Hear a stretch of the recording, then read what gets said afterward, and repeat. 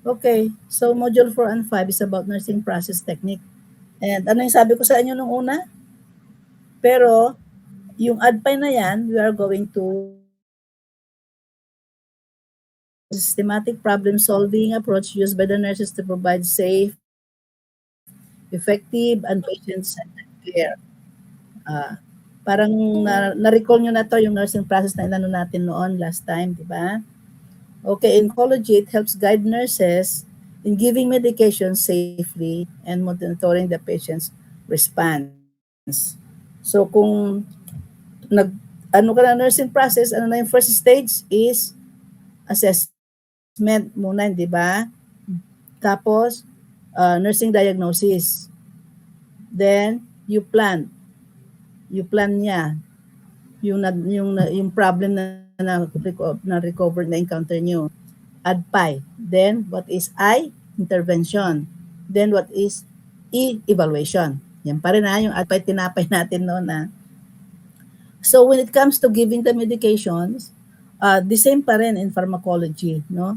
The ADPI is still there, especially sa um, ano doon sa right nyo, di ba? Sa 10 rights. Safely and monitoring the patient's response. Okay. Yan. What is the process? Process always has a beginning and an end. It follows a step-by-step sequence to reach a goal. So in nursing, the nursing process also has the beginning and an end. We always begin with an end in mind, safe and effective patient care. Siyempre, ang output natin is safe and effective patient care when it comes to the client. Okay, especially in giving the medication. Para bang nursing process in pharmacology. Yan, in drug administration. Okay. If you still remember, how do you assess? It means gathering information, investigating, knowing the patient status, collecting the data, examining, observing, identifying possible health issues. So alam niyo na to yung ano sa assessment natin nung sinabi natin last time is yung IPPA. How do you do the assessment?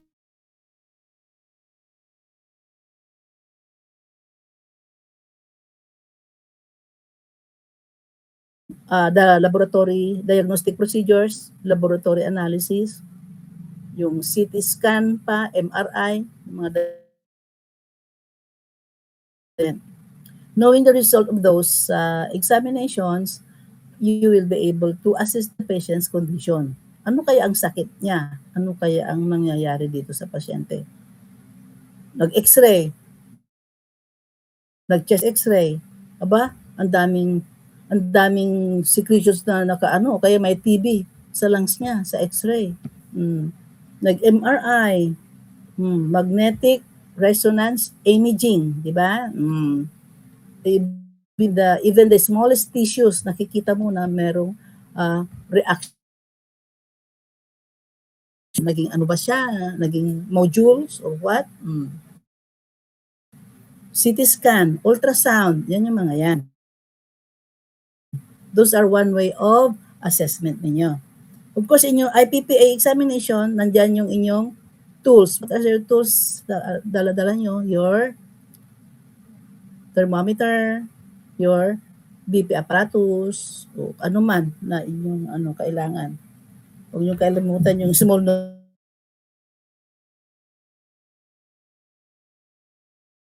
to identify the presence of problem. Kaya kang nursing process because you're identifying a problem.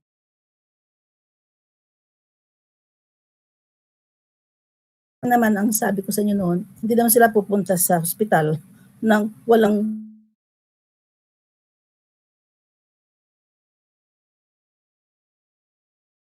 lipid ba yung crush niyang staff nurse or what or may katok ba siya pupunta lang doon na wala namang ginagawa sa inyong side.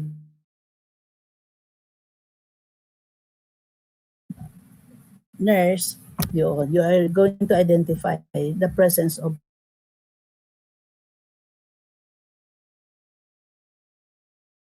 pasyente. Okay, alam mo na kung ano, with your assessment, alam mo na kung ano yung ano niya, no? Sakit niya. Sabi niya, sumasakit po yung right side ko. Pag pinipindot, masakit. What is the organ involved sa right side? Right flank pain. Right side pain sa lower right side. Alam niyo na nandoon si appendix, di ba? Appendicitis, sakit, namamaga na pala. So, the same din, nahirapan akong huminga. Then you check the inauscultate ninyo. Anong nangyari? Punong-puno ng plemas yung baga niya. Or hindi makahinga, naiipit. Yung gamot na stuck na doon sa bronchi niya. So it's the same pa rin with your knowledge about the anatomy and physiology. Anong organ? Bawat organ ay merong significance sa inyong gagawin na nursing process. So why do we need to know the problem? Because if we don't know the problem, we cannot find the right solution. Kasi gagawa ka nga ng nursing care plan, magkakaroon tayo ng time na gaya nung level 1 kayo, may nursing care plan kayong nursing care plan, yung documentation na sinubmit. Target lang natin ngayon ang nursing care plan. Okay? May format kasi yan eh. So what are the two common types of data? If you're going to gather the data, they can be subjective or objective data. Ito muna yung subjective data. Subjective data is the patient's point of view. Or in other words, ano yung sinabi ng pasyente? Information that patient tells you what is wrong with her, with him. They cannot be measured directly kasi hindi mo maintindihan kung anong totoong masakit, kung alin doon ang sasabihin niya, o kung nagmamalinggiring lang siya or what. So, or sinabi ng kanyang kamag-anak. So, those are anything that is verbalized, yan, subjective data, by the patient itself or the family or the members or sino man yung nagtakbo sa kanya sa ospital. So, based on the patient's feelings, perceptions, and experiences, normally sasabihin nilang ganyan. Okay? They can also come from the other people, yan, yung family members. Paano kung ang iyong pasyente ay toddler? Yung mahirap, okay, iyak na lang ng iyak, they don't know where to lalo na consider because you are going to do you are doing to target either the subjective at saka objective data by means of your examinations. Yan, example lang sasabihin niya from verbalize, I feel dizzy, nahihilo po ako, kaya ako napunta dito. Sumasakit po ang tiyan ko. Of course, in your assessment, tanungin mo, what part of the stomach? Saan kaya yung tiyan sinasabi niya?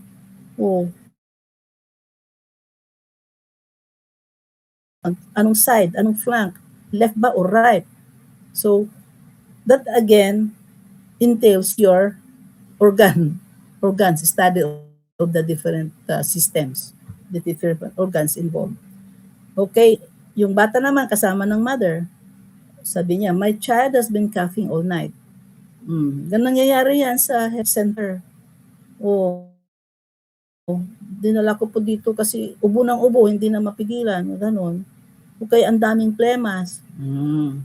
So, anything that the patient or others may say is the subjective. Okay? Subjective symptoms. Okay, for the objective data, yan na yung nurse's observation. Information the nurse observes through the measure or records. Yan na nga yung pagpumasok na kayo sa part of the IPPA o inspection, palpation, percussion, auscultation. Can be verified by senses. Your sense of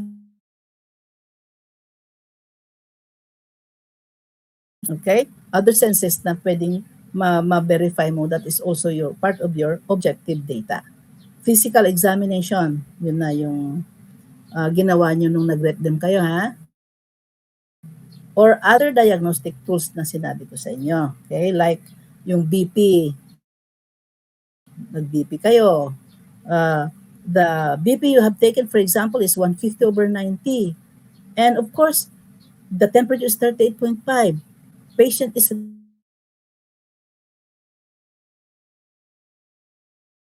elevated blood sugar. Okay? So for those example na lang, you will be able to formulate your nursing diagnosis. Kasi alam mo, you have to know the normal values. Okay? Normal BP ng adult, normal BP ng bata, normal temperature. So, kung nakuha mo ay BP ay 150/90, so something is wrong. Meron kunti siyang hypertension, tumataas. Because you know, the normal BP is what? Basically is 120/70 to 80. Pag adult. Temperature, nakuhaan mo, any client, 38.5. So, anong sa tingin mo? Anong problema? May lagnat, di ba? Because you know, the normal temperature is 37. Okay? To 37.4, 37.2. Basta ang alam mo, pag tumaas na sa 37.5 and above, medyo feverish na siya, medyo ano na siya, lalo na ito 38.5. So, nag-hyperpyrexia siya. Tumataas yung may lagnat na siya. Okay? Kamamay mag-convulsion pa. Okay, other example, makikita mo yung patient limping. Patisod-tisod siya, ikang-ikang. Na-aksidente pala siya or what? Natisod pala. May naipit na ugat.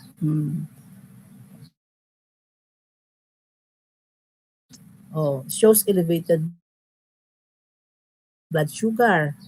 So, mag-conclude ka, ay, siguro may ano to. May pamilya po kayo ng diabetes or what? Pwede niyang pagbasihan mo rin yun sa iyong assessment. Okay? So, objectively, the signs, what the nurses sees, hears, or measures. Okay? So, yung isa subjective, yung isa objective. Okay. So, what are the ways to assess the patient? Nurses use many methods and senses to collect the both subjective and objective data. Okay, when you interview, number one, interviewing, pagpunta mo pa lang, pagdating mo pa lang sa isang pasyente, alam nga namang wala kang kaimik-imik. Paano malaman yung sakit niya? Asking questions to the patient or family, or used to collect subjective data, symptoms, history, lifestyle. But be careful interviewing naman ng pasyente. Huwag mo pakitang supladita ka, suplado ka, in a humanistic manner, respectful manner. Ano pong either mayaman man o mahirap, the same, pantay-pantay mga pasyente nyo. Okay? Ano pong nararamdaman ninyo? Yung iba naman, yung ibang na-assign, ba't ka nandito? Yung mga ganun ba? Sa ER pa lang, paano ka tumakbo dito? Pero pa iba ang pagkaintindi ng pasyente. So, in a nice way,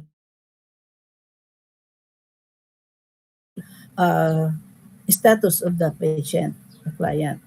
Mayaman man, mahirap man, or what. Okay? Professional man, unprofessional man. Then, susunod yung inspection mo. Habang ini-interview mo na siya, habang tinitingnan, kausap mo siya, pagpasok pa lang yan, nakikita mo na. You are starting to use your sense of sight. And if you want to, for further inspection, ayan na, mag-ano ka na, ano yung mga gagawin mo, mag-palpate ka, mag-percussion, depende. O kaya, titignan nyo yung skin color niya on inspection. How will you know the skin color? Pale siya, pale yung pasyente. No? Kasi yung iba, hindi na yung minsan naman, iba, lasing. Yung iba naman, jaundice. So, tignan mo kaagad. Number one is the skin color. Yan, tinatanong yan parati ni Dean during the inspection kaagad.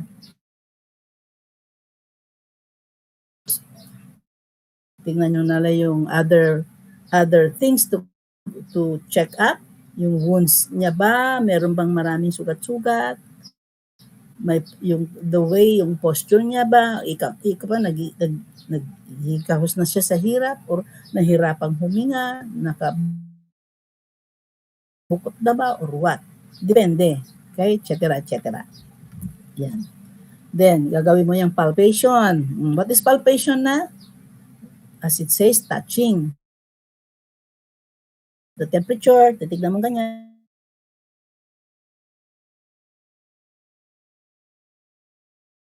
Going to check the pulse. Okay, may iba-iba din klase ang pulso ng isang pasyente. Maaring mabilis yung pulso, maaring babagal, maaring kuminsan wala na, patay na pala. So depende sa inyong okay? Then tingnan mo rin kung is there anything na mapalpate mo? May goiter ba? May nodules ba dito? Or saan? I think you have done this during yung inaano nyo, yung in front of your classmate during your them. But it is very different. Pag tunay na pasyente na may problem, makikita mo kaagad. Auscultation. Anong gagamitin nyo to? The lung sound, either the vowel sound. Yung mga bawat isa niyan, heart, lungs, bowels, gano'n, may mga different baka mamaya kahit yung paglagay ng stethoscope, hindi mo alam maglagay, wala ka nang marinig, nawala. O kaya yung bell niya nakabaliktad or what. So, depende rin If you're going to put on the stethoscope, nakalabas yung kanyang pagpasok mo. Hindi yung nakapasok na ganyan, na nakalabas yan. Ganon mo. Okay? Sa vowel sounds, example niyan, tympanic ba siya? Yung may mga ba siyang grug-grug ba o ibang klase, mga narinig mo. So, iba-iba. Sa lungs naman, wheezing ba? Normal breath sounds. So, depende. Then, for the percussion is tapping. Percussion mo siya ngayon. Tapping the body surface to hear sounds that indicate fluid, air, or solid structures. Yan. Natap mo yung lungs, di ba? Sa inyong return demo sa RetDem. Patalikod, ginaganyan siya. Okay? Pag sa abdomen naman, depende. Okay? Another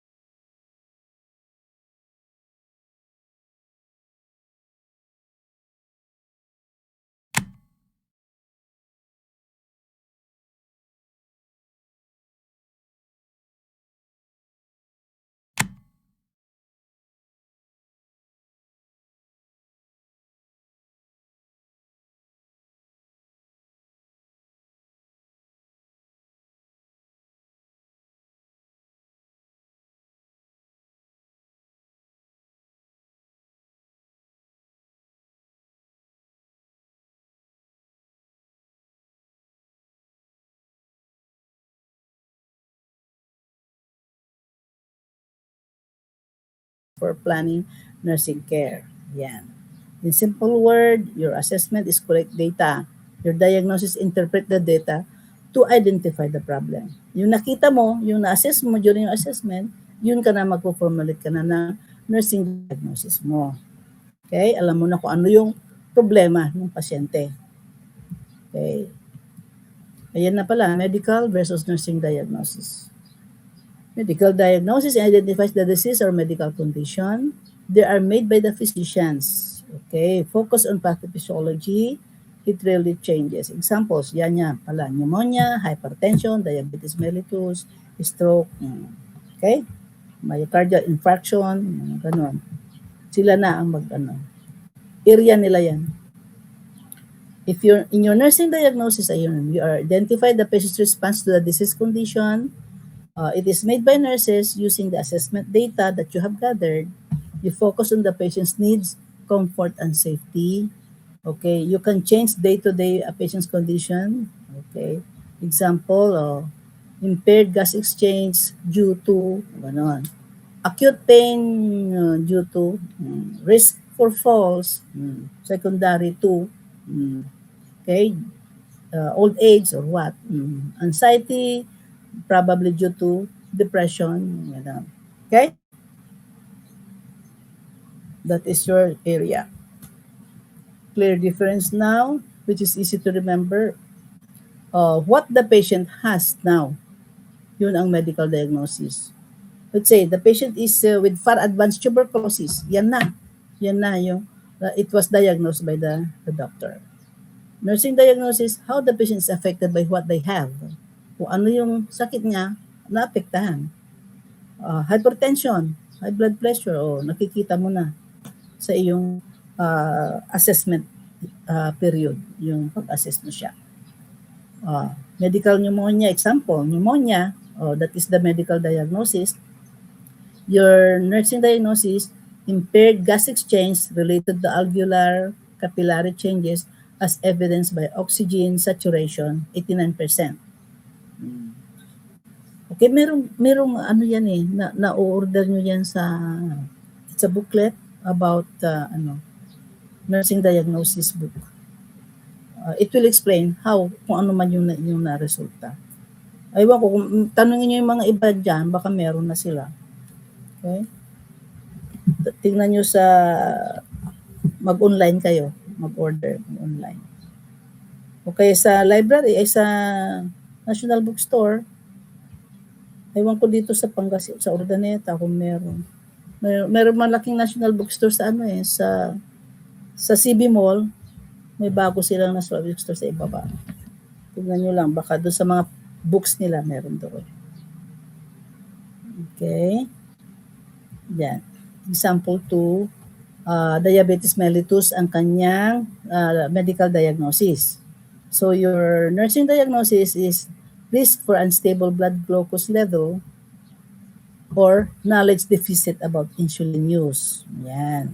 Example 3, stroke. Medical diagnosis niya is cerebrovascular accident or CVA or stroke, other term. Ang sabi mo naman, nursing diagnosis mo, there's the impaired physical mobility related to left side weakness. Kita mo siya nag-left side weakness siya, mag-anuhan. So pwede mo sabihin impaired physical mobility related to left side weakness. Okay? Writing a nursing diagnosis formats. Okay, in writing your nursing diagnosis, pwedeng P format, the problem only muna. Yan, example, impaired gas exchange. Then plus the etiology. What is the cause of the impaired gas exchange? Impaired gas exchange related to alveolar capillary changes. Alam mo ba ito yung mga parts of the lungs?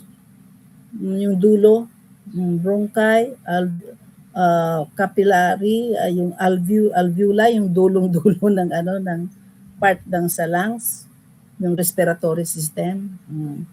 There is alveolar capillary changes. Possible na siya, na-trap. Baka may asthma ito, na-trap yung oxygen, hindi makalabas. Nandun lang sa dulo ng part ng lungs, what will happen? Yung electrolyte imbalance na naman, respiratory electrolyte imbalance. Yung kanyang, di ba, in-inhale nyo is oxygen? Di ba? Pag na-inhale mo ganyan, pumunta sa dulong-dulo ng lungs mo, na-trap doon, hindi lumabas kasi maraming plemas, may asthma siya or what. So magkakaroon ng respiratory acidosis. Ganun pagka dinadiagnose nila. Okay? Kasi yung oxygen na in-inhale, hindi mailabas, magiging carbon dioxide, CO2, na trap. Okay? Best practice is use your PS format whenever possible for clarity. Okay? There. Ayan, Nanda reference. Nurses do not diagnose disease, only patient responses. To standardized terms, nurses use the NANDA, International Nursing Diagnosis List. Yan yung sinasabi ko sa inyo, nakalimutan ko lang. The NANDA. Okay? Examples from NANDA, nakalagay doon. Meron kasi ako noon naibigay ko na sa isang scholar, biglang nawala siya. Pinahiram ko. Acute pain, risk for falls, meron siya ineffective airway clearance due to ganun-ganun. Nandun lahat, ituturo niya kayo. Okay? Kasi mahirap naman nag-duty ka, bigla ka na lang mag-iisip-isip ka pa ng physiology, mga ganun. Pero kung sanay ka na, okay, ayos lang. Pero kung may reference, yan. Okay? Interpreting the data to identify the problems. Always use NANDA terms for accuracy and consistency. Okay? Para ready na yan. Nursing diagnosis na yan sa NANDA. Now, after your nursing diagnosis, you are going to plan. Now, nakita nyo na kung anong possible sakit niya from your assessment. Now that you know the problem from the nursing diagnosis, you have to plan now how to address it.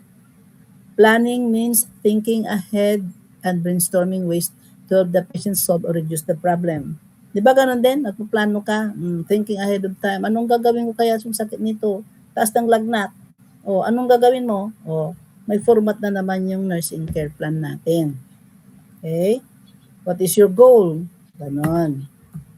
Okay, to reduce the temperature, what? Planning means thinking ahead, ways to help the patient solve or reduce the problem. What is planning in the nursing process? It is the step where the nurse set the goals. Yun nga, yung objective mo. Ano kaya? Ano kayang gawin ko? Pababain ko ang lagnat. Yan. Chooses interventions to address the nursing diagnosis. Kung ano yun na diagnose mo. It serves as the blueprint of care, what the nurse and patient will work on. So may format tayo sa nursing care plan natin na gagawin nyo Sunday. Okay? Yung nursing problem, nursing assessment, your goal, gano'n. Okay? They should be related with each other. Utilizing the SMART goals is MART, which is specific, measurable, attainable, realistic, and time-bounded. Okay, SMART goal. Purpose mo yan. To make the plan feasible and effective, goals should follow the SMART method. Yan.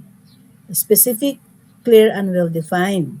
Hindi yung iba yung sakit niya, iba naman yung sakit niya, sinasabi mo dun sa nursing care plan mo. Okay? Measurable. Can you observe or measure it? How will you measure? Example, yung may lagnat.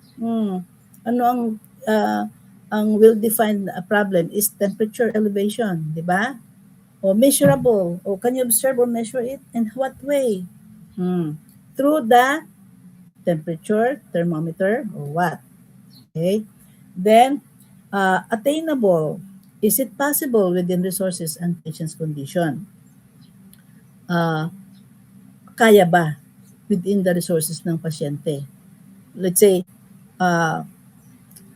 kaya niya kayang ma-sponge ko siya, gano'n, mag-cooperate kaya siya. Yung, siyempre wala pa siyang pambili ng gamot, siguro i-sponge ko na lang muna. Okay? Baka mamaya mag-delirium na yan. 39 na. Di, gagawa ka ng other resources. Put cold compress or what. Sponge bath. Okay. Then realistic, practical, and meaningful for the patient. Okay? Yung talagang applicable sa kanya. Di ba? Then time-bounded. You set a clear time frame, hours, days, or weeks. So, nagbigay ka ng sponge bath.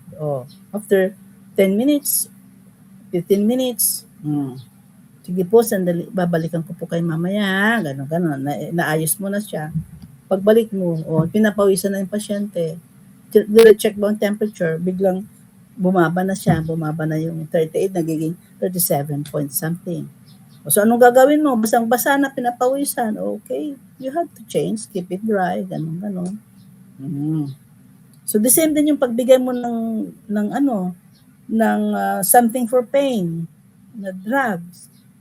Masakit ang kanyang sasukasukan sa iba. Babalikan mo. Sige po, inumin nyo na po ito. Tingnan ko po kung after agadan. Diba? Okay. Para din yung nag-skin test kayo kung pwede sa kanya yung gamot na yon nung nag-rate them kayo. Nilagyan nyo pa ng time. Babalikan ko po kayo ganito. Pagbalik mo, yung skin test mo, nag-elevate siya masyado. O kayo may mga rashes, may pula-pula. Anong sa tingin mo? Medyo may allergy siya. Ganon. Makatiho ba? Ganon. Pagbalik mo naman, normal, okay naman. Walang elevation, walang Okay ba? Wala ba kayo naramdaman? So, depende rin. Ha? Okay. Set a third time frame, hours, days, or weeks. Depende sa gamot na naibibigay din. Okay? So, in your nursing care plan, in your planning, they will be in short-term goals or the long-term goals. Pag short-term goals muna, siyempre, kung ano yung pinakamalapit na gagawin mo. Okay, achievable within a short period, usually during the nurse's shift or within 24 hours. Sponge bath mo. Okay. Tapos, hindi nag-effect. Pagbalik mo may lagnat pa rin. Tapos, ni-refer mo sa doctor. Kailangan niya medyo ng something na iinumin, pang antipyretic, pang bababa ng lagnat or what. Allergic po siya sa aspirin, doktor. Nag-order naman siya ng paracetamol or something. Binigay mo, babalikan mo.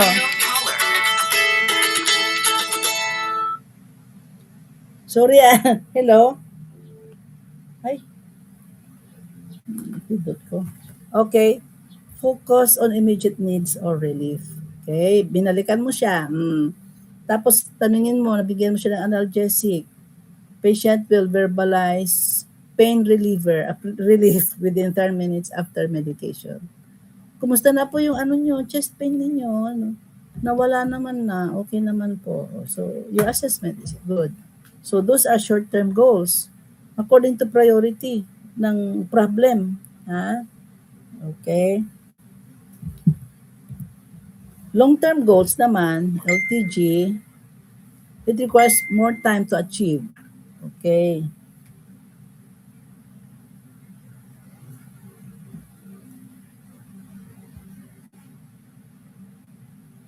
Si PJ pala. Sir PJ.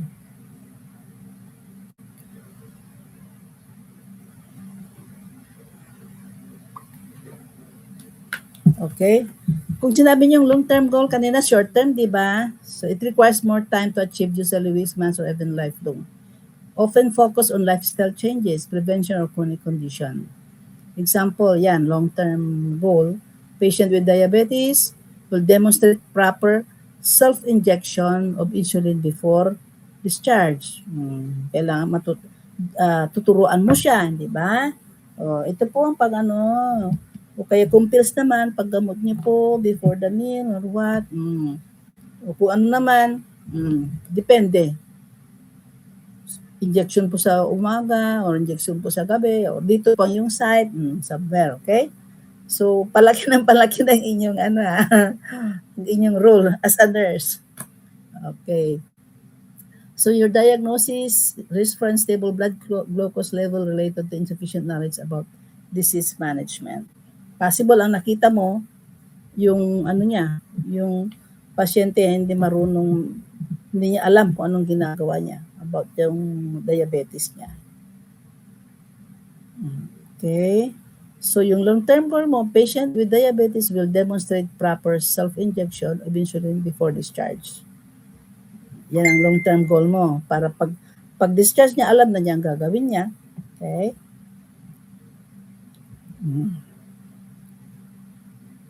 Short-term goals, another example is, patient will identify foods that can increase blood sugar by the end of the shift. Yan.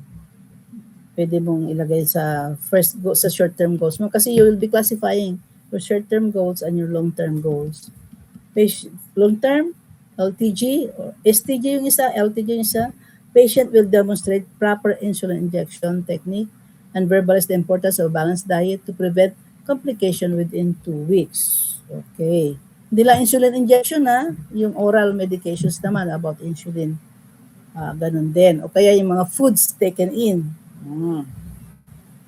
Okay, yan na naman po yung ulan. Umuulan ba dyan? There. Step 3 sa planning. Ano na yun? Use the SMART goals. Okay, ano yung SMART na? Should be specific, measurable, attainable, then, ano yung R na? Nakalimutan ko na. Time-bounded. Okay. Teka, sa Pilipin natin baka sabihin nyo, si ma'am naman realistic, practical and meaningful to the patient. Siyempre, yung tama naman yung ginagawa mo. Okay? Yan. Always classify goals into short-term and long-term. Depende. May sakit sa puso. Ang bababa ba ng blood pressure ba yan? Okay, baka hindi naman niya iniinom. O kaya, ilan ang effectivity, ilang months kaya mag-effect yan? Lifetime na ba yan? Goals should directly address the nursing diagnosis. Planning is the bridge from knowing the problem, that is diagnosis, to acting on the problem is implementation. So after mo na-diagnose na, magpa-planning ka na. Doon sa planning itself, may short-term, long-term, then papasok ka na sa implementation. Depende sa goal mo kung anong gagawin mo. Your nursing care, in other words. Implementation is intervention. Okay, after making the plan, what do we need to do now? We implement the plan or apply it through intervention. What does intervention mean? Is yung action. Ano na yung gagawin mo sa pasyente. Okay. Nurses put the plan into motion. Hindi yung nagsasalita ka lang, ganito pong gagawin ninyo, banyusan niyo po yung sarili niyo, ganun. You have to do now the sponge bath or what, bigay yung proper way of giving the medication, proper positioning of the patient, sipunin mo ang blood pressure, anything na action na gagawin mo about related to the sakit of the patient. Nurses put now the plan to motion. Everything here is about doing something for or with the patient. Kaya bawal pa din sa nurse ang tatamad-tamad. Kasi nandiyan yung problema. Habang duty ka, okay, go ahead. Try to maintain the patient's comfort. Okay? Quality patient care na sinasabi nila. Pagkatapos ng duty mo, okay, bahala ka na pag-uwi mo. Higa-higa ka na lang, pagod ka, takatas ang paa. Napagod po ako. Okay, what are the categories of nursing actions sa intervention na knowing the condition? Focus, gathering, and analyzing the data. Purpose to understand the patient health status better. Okay. Yan. First, assess. Nandun na yung assessment, monitor, observe, inspection, verification, check, investigate, measure, record, identify, collect, inquire, implement, nandyan. Then, evaluate. Siyempre, evaluate mo yung implementation mo, yung intervention mo na binigay. Balikan mo yung pasyente, na-relieve ba siya? Bumaba ba yung lagnat ba? Yung gamot ba binigay mo ay nawala na yung sakit? O yung antibiotic ba binigay mo ay nag-heal ba yung kanyang sugat? O ay allergic na pala siya, naghihingalo na pala siya. Okay, you evaluate. Evaluation. Assessing the pain level using a scale of 1 to 10. Pagbalik mo, paano na po ang sakit? 1 to 10 or 1 to 5 po. Yung 1, medyo hindi na po masakit. May sakit pa rin. Yung 5, masakit na masakit. Yung gitna, parang gano'n. Yan muna. O kung 1 to 10 naman, okay, magpili ka kung ano. O kung ituturo niya, saan po dito? 5 po, sabi niya sa 1 to 10. Ibig sabihin, nandiyan pa rin yung pain niya, medyo may nararamdaman pa rin. O kung sabi niyang, 2 na po, nakangiti na siya, wala na yung pain niya, okay? Monitoring also the blood pressure is also an example in your implementation. Every 4 hours, titignan mo. Minsan, ipapa-inspect sa doktor, ay i-order nila. Check the BP every 2 hours. Check the BP every hour. Kagagaling lang sa anesthesia. Pag sa recovery room ka, okay, check the BP, ganito. Every hour, every 2 hours. Another one is observing the skin color and temperature. Other examples, observe the respiratory breathing. Kung paano ang niya, hinga niya. Nahirapan ba siya? Dyspneic ba siya? O ano ba siya? Nahihirapan bang maghinga? Tapos another example is observe also the urine output. Anong kulay? Yung output niya. Concentrated ba? O kaya ang dami-dami ba? O kaya yung urine bag walang laman. So those are things to evaluate. Because in your evaluation, if the problem has not been resolved, there is again another start of your nursing care plan. Yeah. Therapeutic treatment present, addressing the problem. Focus direct actions to relieve or treat the patient's problem. Purpose, provide immediate care and comfort. Okay. Common action words for treatments. Administer medication, oxygen, IV fluids. Okay, elevate the head of bed, legs. Ito mga ito, tandaan yung mga common action na ini-implement nyo because you are going to record it in your documentation. Kung ano yung ginawa nyo, applicable. Apply cold compress, warm compress, ointment, etc. Change dressing, yung mga examples yan. Provide foods rich in, low in sugar, low in potassium, low in salt. Tapos o kaya nag-provide ka naman ng hygiene. Place the patient comfortably. Washing the feet done, ganon. Okay? Kaya assisted going to the bathroom for the hygiene. Okay, other action, assist with ambulation, toileting. Kung reinsert the catheter. Hindi lang catheter na nasa IV line, catheter sa ibaba, sa urine, ay sa urinary bladder. Reinserted. Iba rin yung NGT na natanggal, reinserted na nasogastric tube, NGT, inserted. Lahat yan may action na ginawa niya. O kaya tube feeding, nilagyan ng gamot sa there. Other action is your wound care. Suctioning. Maraming o kaya kumatos siya, unconscious. Naririnig mo yung halak. Mag-grog-grog. Suction ka. Sometimes hindi lang sa bunganga, even in sa nose, may suction din doon. Okay? So depende. But you should be careful in your own action because you are responsible in your own action. Encourage deep breathing exercise, coughing, mga kagagaling lang sa operation, sa anesthesia. Deep breathing exercise po tayo. O kaya mga bagong gising na may history ng respiratory. Yan, mga action mo lahat yan. Nagra-round ka pa lang sa umaga, nag-action-action ka na, nagtuturo ka na, examples na, mag-health teaching ka na. Then sa support, mobility, comfort. Assistan ko po kayo, ganun-ganun. And sometimes, depende na naman kung anong sakit yung pasyente. O, meron siyang left side weakness. Nakakalakad siyang ganun. O, where will you stand? Dipunta ka sa kaliwa at asistan mo siya para matulungan siya. Kaya pagbangon, hindi makabangon.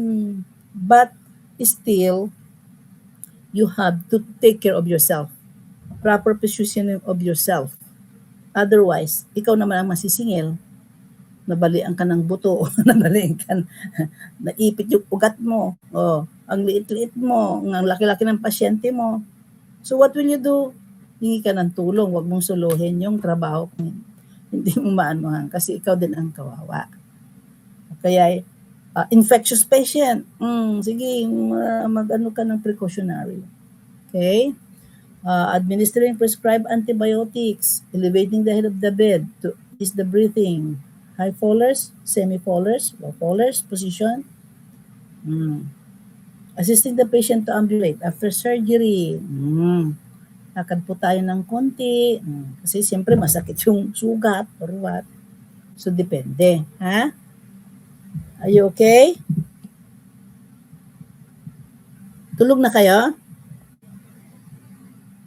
Are you still there, guys? Hello?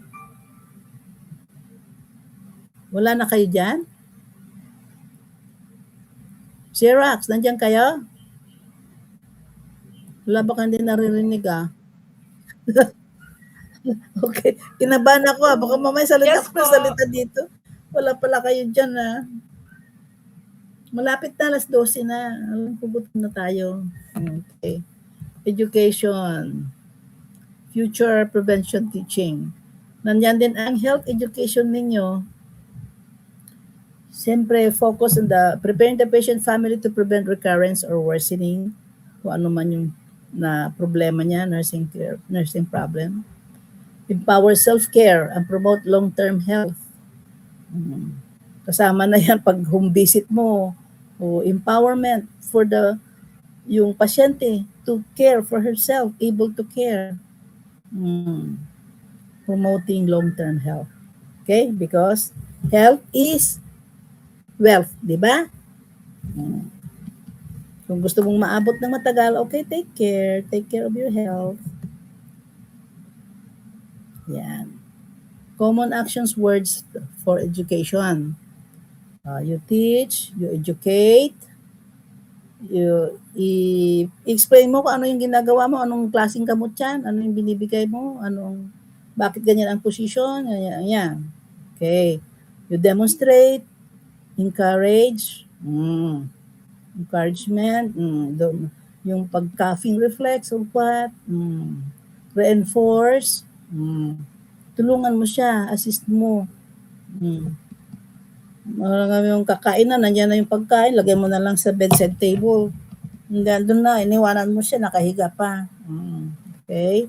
You guide, you inform, you instruct. Ayan yung mga education action.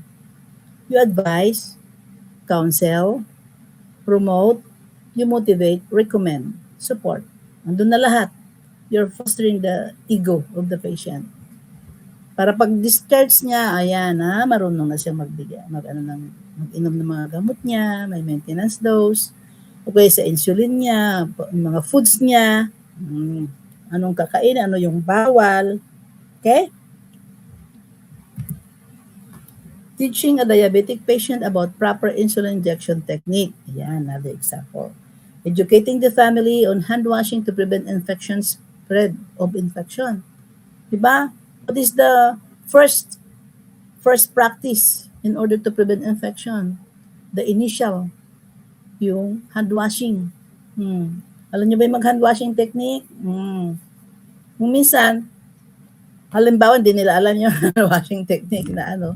Okay, as long as, kahit before anong gagawin nila, before kakain, after kakain, mga hand washing sila. Before gagalawin ng isang ano, o may ginalaw. Okay. In order to, the main goal is to prevent infection, spread of infection. Demonstrating deep breathing exercise to prevent pneumonia. Ayan. What are the types of intervention, nursing intervention, based on authority? Okay. You have the types of intervention. You have the independent nursing action or independent nursing intervention or the dependent. Yan, nursing action. Okay. Kung independent mo, syempre, at your own, nurse can do it without a doctor's order. Okay. Based on nurse's knowledge, skills, and judgment.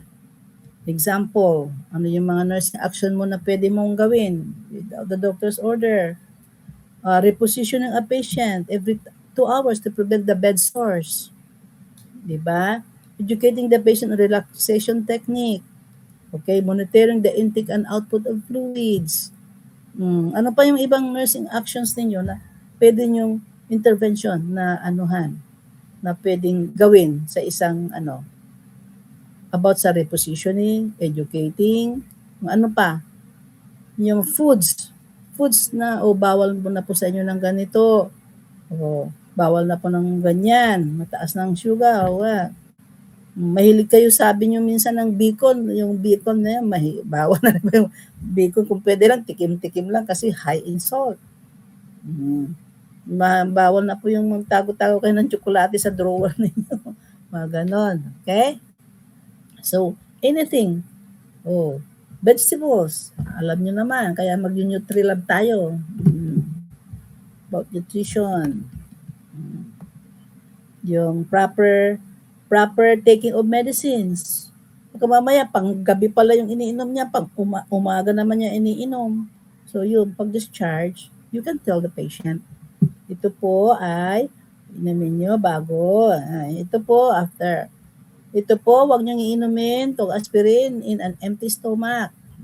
You're not allergic. Kasi acidic yan. Okay?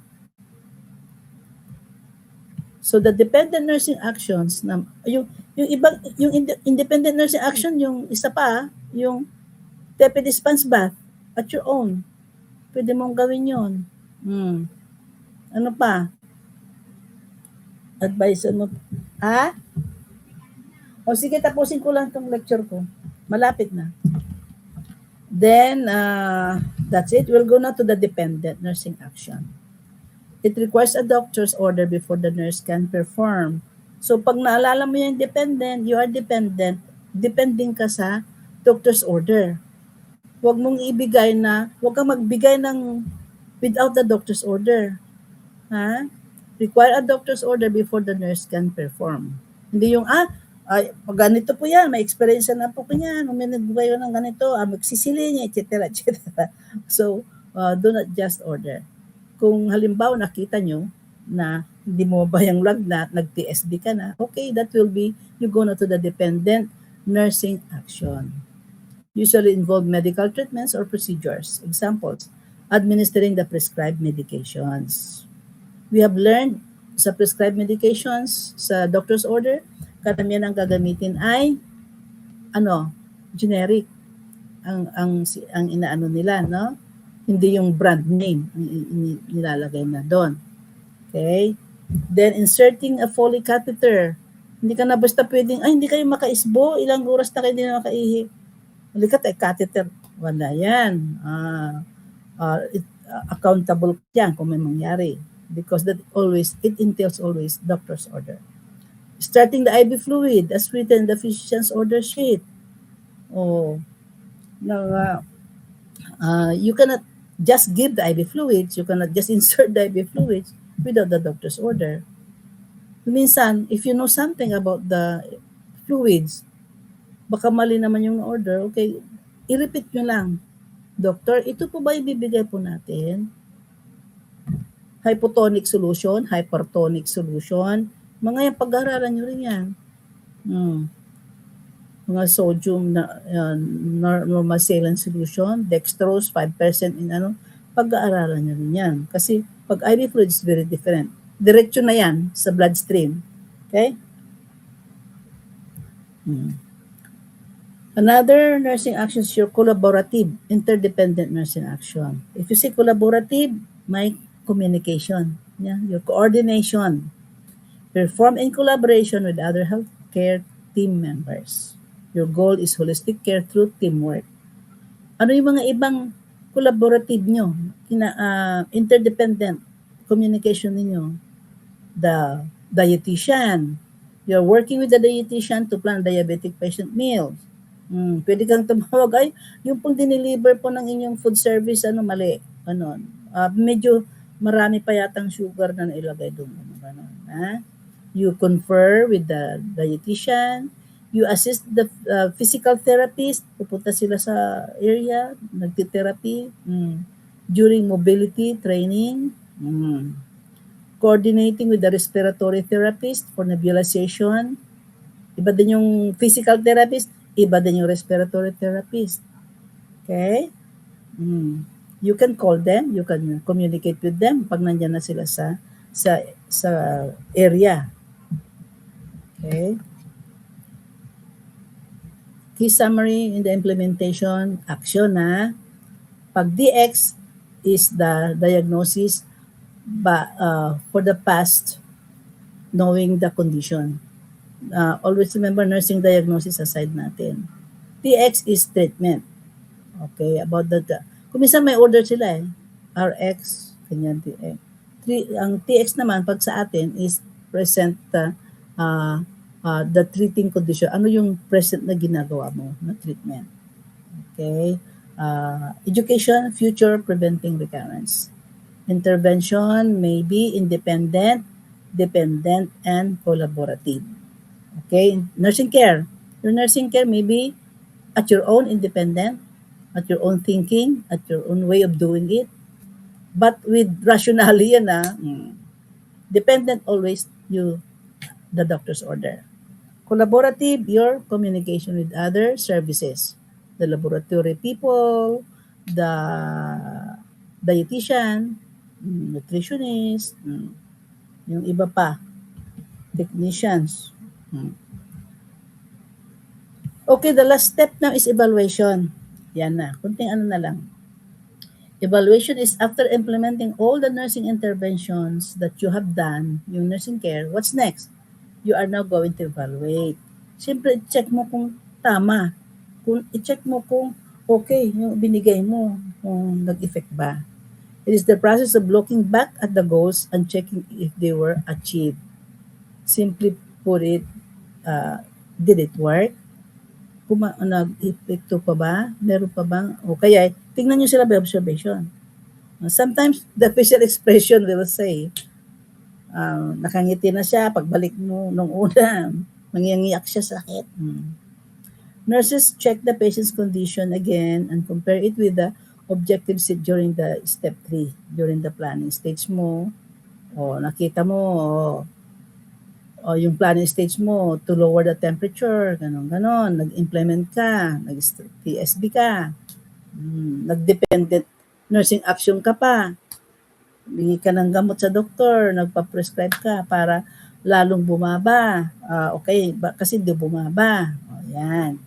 Okay? So, you are now going to evaluate. Babalikan mo. Okay ba? Effective ba? Ganun ba? So, yes, evaluation is checking if the actions made a difference in the patient's health. May umepekto ba?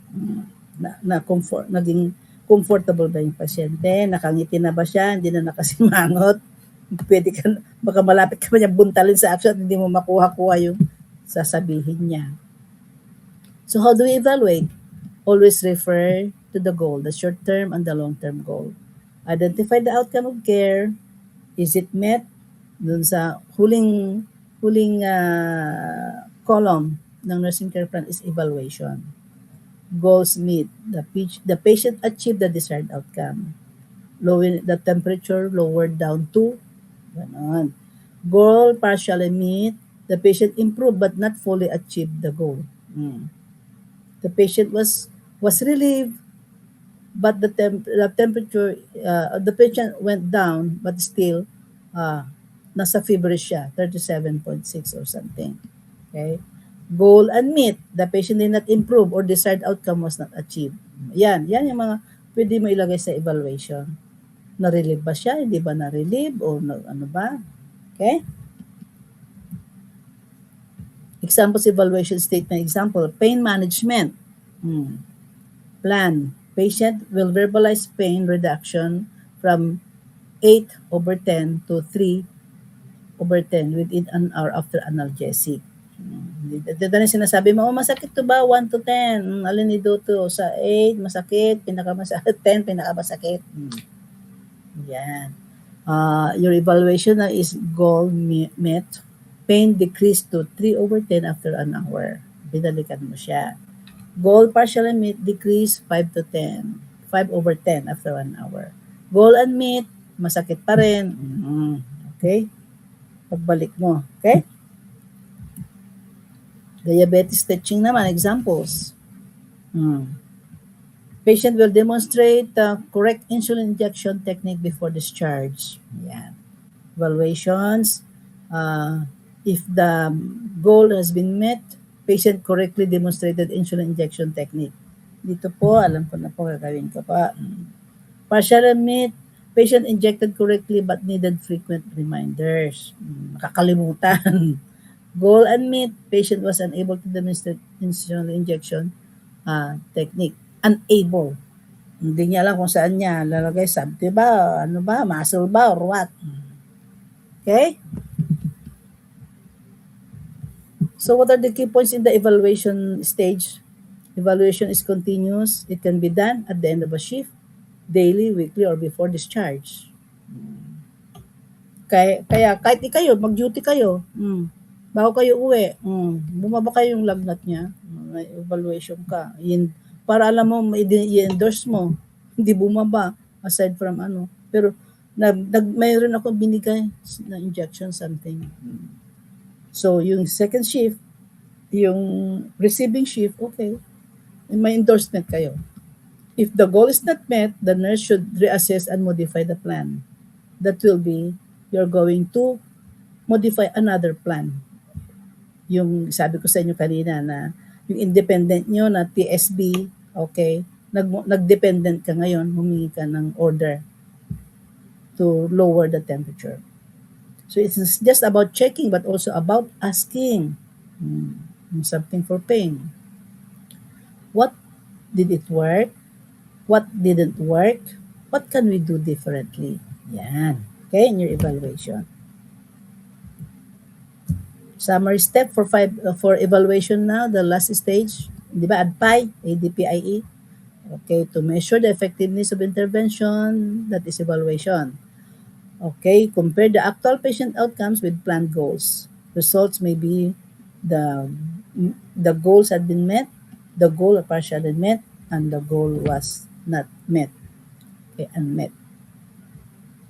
Next step, if unmet or partially met, return to assessment and start the cycle again. Okay? Bakit kaya? Ano kaya nangyayari? Bakit hindi ka umepective yung ano niya? Binigay kong gamot. Ano kaya ang ano? That's again another nursing problem. Yung palang binigay mong gamot, nilalagay niya sa ilalim ng kanyang unan. O kaya nilalagay niya sa tabi, pag talikod mo, ilalabas niya. So that is another part of evaluation. So this shows that the nursing process is cyclical. It doesn't stop at evaluation but continues to improve the patient care. Okay? Kahit mental hospital, kahit mentally ill na pasyente, ganyan din magna-nursing process ka rin. But you will learn later on about psychiatric nursing. Okay? Yung susunod na you'll be learning is the medical surgical nursing. Medical side, surgical nursing. Mga may sugat na operahan, anesthesia, etc., etc. Okay? That's it. Are you okay? Apay, adpay, tinapay. Oh, okay na. Nursing process technique. Clear na kayo?